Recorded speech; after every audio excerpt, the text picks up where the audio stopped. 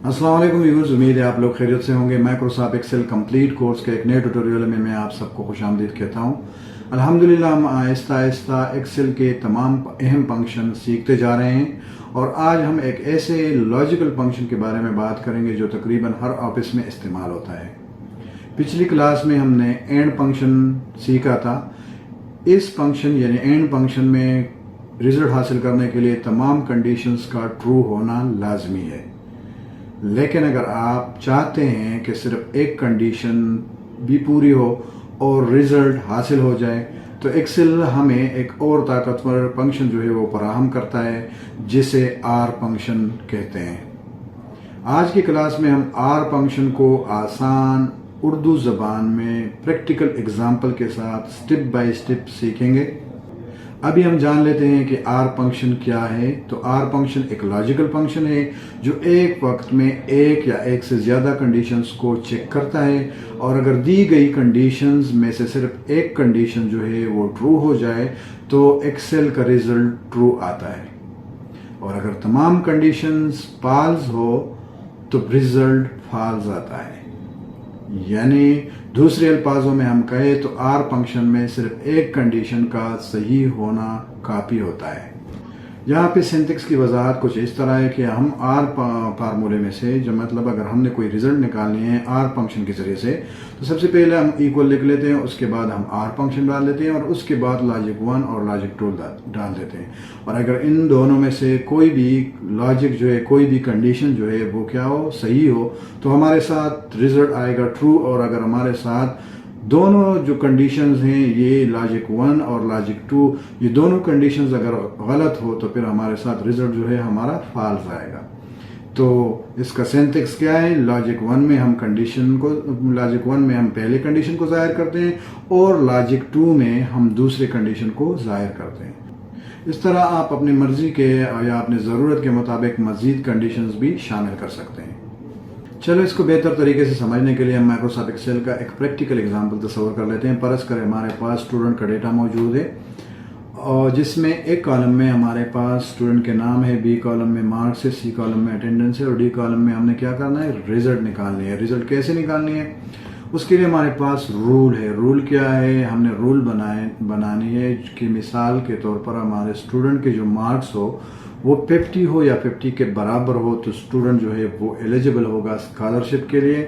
और दूसरा, अगर ये मतलब बराबर ना हो पहला कंडीशन, तो दूसरा कंडीशन हम कहते हैं कि हमने चेक करनी है फिर वो कौन सी, अटेंडेंस की, कि अगर स्टूडेंट की अटेंडेंस जो है वो 90 हो या 90 से ज़्यादा हो, सही है, तो वो क्या होगा, एलिजिबल होगा अटेंडेंस के लिए। तो कंडीशन 2 है, लेकिन हम चाहते हैं कि दो कंडीशंस में अगर एक कंडीशन भी सही हो तो स्टूडेंट क्या है, एलिजिबल होना चाहिए। तो ये अगर दोनों कंडीशन में एक भी सही नहीं हो तो फिर स्टूडेंट क्या होगा, एलिजिबल नहीं होगा। तो ये रिजल्ट मालूम करने के लिए हमें कौन सी फंक्शन इस्तेमाल करनी है, यहाँ पे हमने आर फंक्शन इस्तेमाल करनी है। क्यों? क्योंकि आर फंक्शन जो है वो चेक करता है कि अगर दो मतलब मल्टी कंडीशंस हो और उनमें से एक कंडीशन भी सही हो तो रिजल्ट फिर ट्रू आएगा। तो यहाँ पे सबसे पहले अली का रिजल्ट निकालने के लिए D2 कॉलम में, D2 सेल में क्लिक कर लेंगे और यहाँ पे हम सबसे पहले अपना फंक्शन लिख लेंगे जो आर है। उसके बाद हम ब्रैकेट शुरू कर लेंगे और इसके बाद जो है हम पहला कंडीशन डाल लेते हैं और जो है हमारे मार्क्स के लिहाज से। और अभी अली के मार्क्स कहाँ पे हैं, B2 कॉलम में है और हम कहते हैं B2 is greater than or equal to 50। ये हमारा पहला कंडीशन है। दूसरा कंडीशन हम डाल लेते हैं C2 is greater than or equal to 90 और फिर हम कहते हैं %। सही है, तो ये हमारे अटेंडेंस के लिहाज से दूसरा कंडीशन हो गया। हम ब्रैकेट बंद करके एंटर कर लेंगे तो हमारे पास अली का रिजल्ट जो है आ जाएगा। सही है, अली का रिजल्ट क्या आ गया, ट्रू आ गया। अभी नीचे की तरफ हम इसको ड्रैग कर लेंगे तो ये ऑटोमेटिकली सारे स्टूडेंट का रिजल्ट जो है हमारे पास आ जाएगा। अभी हमने देखना है कि हमारा फार्मूला कैसे काम करता है। तो हमारा फार्मूला जो है, एक्सेल पहले दोनों कंडीशंस को चेक करता है। अगर पहले कंडीशन ट्रू हो जाए तो रिजल्ट ट्रू आ जाएगा, लेकिन अगर पहली कंडीशन फॉल्स हो और दूसरी कंडीशन जो है ट्रू हो तब भी रिजल्ट ट्रू आएगा। सिर्फ इस सूरत में जो है रिजल्ट फॉल्स आएगा जब दोनों कंडीशंस फॉल्स हो। तो ये हो गया आर फंक्शन जो हम इस्तेमाल करते हैं, इसके फार्मूले का काम करने का तरीका।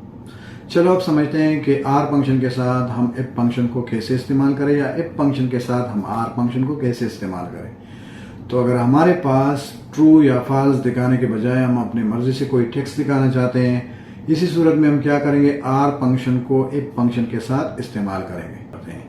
मिसाल के तौर पर अभी हमने क्या करना है, एक्सेल शीट में एफ कॉलम में अपनी मर्जी की टेक्स्ट जो है वो हमने लेके आनी है। तो सबसे पहले हम यहाँ पे लिख लेंगे इक्वल साइन और उसके बाद हम अपना पहला फंक्शन लिख लेंगे एफ फंक्शन। उसके बाद हम ब्रैकेट शुरू कर लेंगे और उसके बाद हम अपना दूसरा फंक्शन लिख लेंगे जो है आर फंक्शन। और उसके बाद ब्रैकेट शुरू करके हम अपने दोनों कंडीशन लिख लेंगे। दोनों कंडीशन, पहला कंडीशन क्या था, B2 यानी मार्क्स वाला था। तो मार्क्स हमारे कौन से कॉलम में, बी कॉलम में। तो B2 is greater than or equal to 50 और उसके बाद सिंगल कामा और इसके बाद हम अटेंडेंस वाली शर्त जो है वो लिख लेंगे जो है C2 is greater than or equal to 90 और %। सही है। उसके बाद हम अपना ब्रैकेट बंद कर लेंगे और इसके बाद हमने क्या लिखना है, वो टेक्स्ट जो अपनी मर्जी के लेके आने हैं वो यहाँ पे लिखने हैं। इसके बाद सिंगल कामा लिख लेंगे और इसके बाद डबल कोट्स या डबल कामा का स्टार्ट कर लेंगे और यहाँ पे लिख लेंगे सिलेक्ट या सिलेक्टेड और इसके बाद फिर डबल कोट्स बंद कर लेंगे और यहाँ से सिंगल कामा और इसके बाद फिर हम लिख लेंगे नॉट सेलेक्ट। सही है, क्या लिख लेंगे, नॉट सेलेक्टेड और फिर डबल कोट्स बंद करके ब्रैकेट भी बंद कर लेंगे और एंटर कर लेंगे। तो एंटर करने के बाद अली का रिजल्ट हमारे पास आ जाएगा और यहाँ से क्या कर लेंगे, हम अभी इसको नीचे की तरफ ड्रैग कर लेंगे तो सारे स्टूडेंट का स्टेटस जो है हम अपनी मर्जी का हमारा आ गया। देखो अभी ट्रू के बजाय हमारे पास सेलेक्टेड आ गया और फॉल्स के बजाय नॉट सेलेक्टेड आ गया। तो देखो अभी इफ फंक्शन को आर फंक्शन के साथ इस्तेमाल किया हमने तो अपनी मर्जी के टेक्स्ट हमारे पास आ गए। चलो एक और प्रैक्टिकल एग्जांपल तस्वर कर लेते हैं। फर्ज करें कंपनी में बोनस देने का रूल ये है कि अगर किसी एम्प्लॉय का एक्सपीरियंस जो है 5 साल हो या 5 साल से ज्यादा या उसकी मंथली सेल जो है 100,000 हो या इससे ज्यादा तो वो बोनस का हकदार होगा।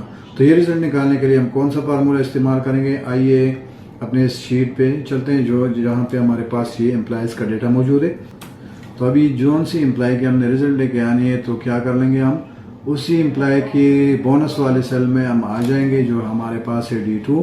यहाँ से हम लिख लेंगे इक्वल साइन, इसके बाद हम अपना फंक्शन लिख लेंगे जो हमारा है F। उसके बाद हम ब्रैकेट शुरू कर लेंगे और फिर उसके बाद हम अपना फंक्शन लिख लेंगे R और अभी हम अपना रूल्स जो है वो लिख लेंगे। रूल्स हमारे क्या है, रूल्स हमारे एक्सपीरियंस के हवाले से जो 5 साल है तो एक्सपीरियंस कौन से कॉलम में, बी कॉलम में। तो B2 is greater than or equal to 5, ये हमारा पहला कंडीशन हो गया, पहला लॉजिक हो गया। दूसरा कंडीशन हम डाल लेते हैं जो है मंथली सेल के हवाले से। तो मंथली सेल कौन से कॉलम में, सी कॉलम में। तो हम लिख लेते हैं C2 is greater than or equal to 100,000। क्या लिख लेते हैं, 100,000 और उसके बाद ब्रैकेट बंद कर लेंगे। सही है। और इसके बाद हम लिख लेंगे सिंगल कामा और फिर हम लिख लेंगे डबल कोट्स या डबल कॉमा और उसके बाद हम लिख लेंगे बोनस। सही है। और इसके बाद जो है अभी हम कहते हैं अगर ये नहीं आता तो फिर हमें कौन सा रिजल्ट दिखाओ, ये दिखाओ नो बोनस और फिर डबल कोट्स बंद करके हम ब्रैकेट भी बंद करके एंटर कर लेंगे। तो हमारे पास अगर अली एलिजिबल है तो रिजल्ट आ जाएगा बोनस और अगर एलिजिबल नहीं है तो आ जाएगा नो बोनस। तो देखो अली एलिजिबल है क्योंकि आर फंक्शन हमें दिखाता है अगर 2 शराइतों में से एक भी शराइत पे ये डेटा पूरा उतरता हो तो वो रिजल्ट हमारे पास आएगा। तो यहाँ पे चलो एक्सपीरियंस जो है वो अली की तो कम है 5 साल से, लेकिन उसकी मंथली सेल जो है वो 100,000 से ज्यादा है, इसीलिए बोनस एलिजिबल वाला। अभी बाकी एम्प्लॉयज के लिए हम क्या कर लेंगे, इसको नीचे की तरफ ड्रैग कर लेंगे तो सारे एम्प्लॉयज का जो है हमारे पास बोनस आ गया। तो इसी तरीके से हम इफ फंक्शन को आर फंक्शन के साथ इस्तेमाल करके अपनी मर्जी के टेक्स्ट जो है वो अपने रिजल्ट में लेके आ सकते हैं। अभी नेक्स्ट हमारे पास आर फंक्शन कहाँ इस्तेमाल होता है। तो आर फंक्शन मुख्तलिफ शोबों में इस्तेमाल होता है, जैसे कि मिसाल के तौर पर ह्यूमन रिसोर्स डिपार्टमेंट में यानी HR डिपार्टमेंट में, स्कूल एंड कॉलेजेस में, अकाउंट्स डिपार्टमेंट में, सेल्स रिपोर्ट बनाने के लिए सेल्स डिपार्टमेंट में, और इन्वेंट्री मैनेजमेंट या वेयर हाउस वगैरह में इन्वेंट्री मैनेजमेंट के लिए, और बैंकिंग सेक्टर में, और इसके अलावा CRM यानी कस्टमर रिलेशनशिप मैनेजमेंट के लिए भी इस्तेमाल होता है, और हॉस्पिटल मैनेजमेंट सिस्टम में भी इस्तेमाल होता है। अभी नेक्स्ट हमारे पास एंड फंक्शन और आर फंक्शन में फ़र्क। तो ये फ़र्क हमेशा याद रखिए कि एंड फंक्शन में तमाम कंडीशन का ट्रू होना लाजमी है, ज़रूरी है, जबकि आर फंक्शन में सिर्फ एक कंडीशन का ट्रू होना काफ़ी है। यानी अगर हमारे पास आर फंक्शन में एक कंडीशन भी सही हो तो रिजल्ट हमारे पास क्या आएगा, ट्रू आएगा। ये दोनों फंक्शन के दरमियान बुनियादी फ़र्क है। बिगिनर्स की आम गलतियां, एंड फंक्शन और आर फंक्शन में फ़र्क ना समझना, फार्मूला में ब्रैकेट्स गलत लगाना, सेल रेफरेंसेस गलत मुंतखब करना और टेक्स्ट लिखते वक्त डबल कोट्स यानी डबल कॉमा इस्तेमाल ना करना, और इफ फंक्शन की ज़रूरत होने के बावजूद सिर्फ आर फंक्शन को इस्तेमाल करना। आज की क्लास में हमने क्या सीखा? तो आज की क्लास में हमने सीखा कि आर फंक्शन क्या है, इसके सिंटैक्स क्या है, ये कैसे काम करते हैं, और प्रैक्टिकल एग्जाम्पल के ज़रिए से हमने इसको समझा। इफ फंक्शन के साथ आर फंक्शन का इस्तेमाल हमने जाना और आपस में इसका इस्तेमाल हमने सीखा, और आम गलतियों के बारे में हमने बात की कि बिगिनर्स या आम गलतियां कौन से करते हैं। उम्मीद है आज की वीडियो के बाद आप आर फंक्शन को आसानी से इस्तेमाल कर सकेंगे। अगर ये वीडियो आप लोगों के लिए मुफीद रही तो इसे ज़रूर लाइक करें, अपने दोस्तों और साथियों के साथ शेयर करें, और अगर आप लोगों ने अभी तक चैनल सब्सक्राइब नहीं किया है तो ज़रूर सब्सक्राइब करें, ताकि माइक्रोसॉफ्ट एक्सेल कंप्लीट कोर्स के आने वाले तमाम क्लासेस आपके तक सबसे पहले पहुँच सकें। अपनी कीमती राय कमेंट में ज़रूर शेयर कीजिए। अगली वीडियो में, अगले ट्यूटोरियल में फिर मुलाकात होगी। तब तक के लिए अल्लाह हाफ़िज़, अस्सलाम वालेकुम।